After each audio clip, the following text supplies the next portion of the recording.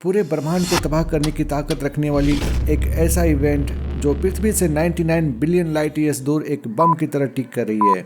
और इस इवेंट के होते ही पूरा स्पेस टाइम फैब्रिक पूरी तरह से डिवेस्टेट हो जाएगा और इस ब्रह्मांड में मौजूद जितने सारे एटम्स हैं उनके बीच का जो बॉन्ड है वो पूरी तरह से ब्रेक हो जाएगा और हमारा पूरा विजिबल यूनिवर्स वाइप आउट हो जाएगा। हाल ही में एस्ट्रोनॉमर्स की एक टीम को सुपरमैसिव ब्लैक होल की एक जोड़ी मिली है जो एक दूसरे से 99.9% करीब है और टकराने की स्थिति में है। अगर ये टक्कर होती है तो इस टक्कर से ग्रेविटेशनल वेव्स के रूप में भारी अमाउंट में एनर्जी रिलीज होगी। ये एनर्जी सूर्य के द्वारा उत्पन्न की गई एनर्जी से लगभग 150 मिलियन गुना अधिक होगी। जैसा कि हम जानते हैं कि जब दो ब्लैक होल टकराते हैं तो ब्लैक होल की टक्कर से ग्रेविटेशनल वेव्स के रूप में बहुत ही हाई अमाउंट में एनर्जी रिलीज होती है जो कि 100 मिलियन बिलियन गुना ज़्यादा अधिक हो सकती है। अब जरा इमेजिन कीजिए कि हाल में पाए गए जो सुपरमैसिव ब्लैक होल है वो हमारे सूर्य से लगभग 150 मिलियन गुना ज़्यादा बड़े हैं। तो आप इससे अंदाज़ा लगा सकते हैं कि अगर ये टक्कर होती है तो कितनी विनाशकारी हो सकती है। अब चलिए जानने की कोशिश करते हैं कि क्या इस टक्कर से हमारी पृथ्वी किसी तरह से प्रभावित होगी, क्या हमारे प्लेनेट पे भी इसका कोई इम्पैक्ट होगा। इन सभी सवालों को जवाब जानने के लिए इस वीडियो को अंत तक जरूर देखें। California institute of technology Pasadena के एक एस्ट्रोनॉमर की टीम ने पाया कि हाल में पाए गए जो सुपरमैसिव ब्लैक होल की जोड़ी है जिसे हम PKS 2131 के नाम से जानते हैं, उनमें से एक हाईली एनर्जेटिक ब्लेज़र है। जैसा कि हम जानते हैं कि एक सुपरमैसिव ब्लैक होल हमारे सन के कंपेयर में 100 बिलियन टाइम्स ज़्यादा मैसिव हो सकते हैं और जीवन के अंतिम क्षण में ये जो सुपरमैसिव ब्लैक होल है क्वासार्स में बदल जाते हैं।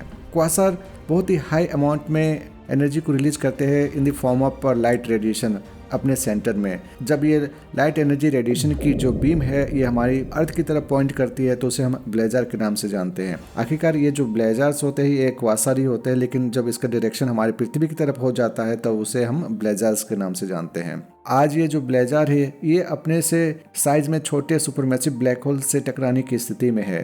कैलटेक के लीड एस्ट्रोनॉमर सैंड्रा ओ'नील और टोनी रिडहेड ने एक ऐसी टेक्निक को डेवलप किया जिसके द्वारा वे सक्सेसफुली इन दोनों सुपरमैसिव ब्लैक होल की जोड़ी को ट्रैक कर पा रहे हैं। और उन्हें जो सबसे ज़्यादा बेनिफिट हुआ वो इस ब्लेज़र से निकलने वाले लाइट एनर्जी की जेट से हुआ। उन्होंने इस ब्लेज़र से निकलने वाले लाइट रेडिएशन को ऑब्जर्व करना स्टार्ट किया और उन्होंने पाया कि हर 1-2 साल में ये जो लाइट होती है डिम हो जाती है। जब उन्होंने आगे रिसर्च किया तो उन्हें पता चला कि जो ब्लेज़र की जो लाइट डिम हो रही है उसके कारण है एक सुपरमैसिव ब्लैक होल जो इस ब्लेज़र के चारों ओर ऑर्बिट कर रहा है। एक दूसरी चीज़ जो उन्हें पता चला कि लाखों साल ऑर्बिट करने के बाद ये जो सुपरमैसिव ब्लैक होल है एक दूसरे के काफ़ी क्लोज आ गए हैं और बिल्कुल ही कोलाइड करने की स्थिति में है और उनके कोलिजन में लगभग 10,000 साल का समय बचा हुआ है और उसके बाद वे दोनों कोलाइड कर जाएंगे। कैलिफोर्निया इंस्टीट्यूट ऑफ टेक्नोलॉजी जिसे हम कैलटेक के नाम से भी जानते हैं,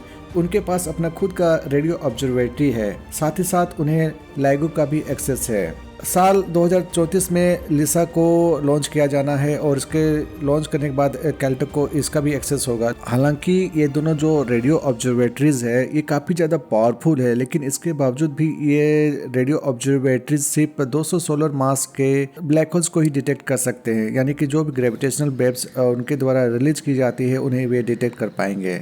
लेकिन हमारे केस में जो सुपरमैसिव ब्लैक होल्स है उनका साइज तो सोलर के मास से काफ़ी ज़्यादा बड़ा है। इस कारण से जो ग्रेविटेशनल वेव्स इन दोनों पेयर के द्वारा रिलीज की जाएगी वो ये दो रेडियो ऑब्जर्वेटरीज डिटेक्ट नहीं कर पाएंगे। लेकिन हमारे रिलीफ के लिए एक अच्छी सी खबर यह है कि जो एनर्जी रिलीज होगी ग्रेविटेशनल वेव्स के रूप में इन दोनों सुपरमैसिव ब्लैक होल के कोलिजन के बाद उनकी जो फ्रीक्वेंसी होगी बहुत ही ज़्यादा कम होगी और उनका जो वेवलेंथ होगा काफ़ी ज़्यादा बड़ा होगा और इसकी वजह से ये हमारे अर्थ को यानी कि हमारे प्लेनेट को किसी टाइप का कोई भी नुकसान नहीं पहुंचा पाएगा। और दूसरी बात यह है कि ये दोनों supermassive black hole 19 billion light years दूर है एक दूसरे के साथ और ऐसा भी हो सकता है कि इस टाइप के कोलिजन जिसे हम अभी उम्मीद कर रहे होने की ये ऑलरेडी हो चुका हो और हो सकता है कि अभी हम जो ग्रेविटेशनल वेव्स जो इन दोनों ब्लैक होल की कोलिजन के बाद प्रोड्यूस हुआ हो उसके थ्रू अभी हम लोग गुजर रहे हों। लेकिन हमारे पास एक अच्छी न्यूज़ ये है कि भले ही हम लाइगो और लिसा के द्वारा इन ग्रेविटेशनल वेव्स को डिटेक्ट नहीं कर पाएंगे, लेकिन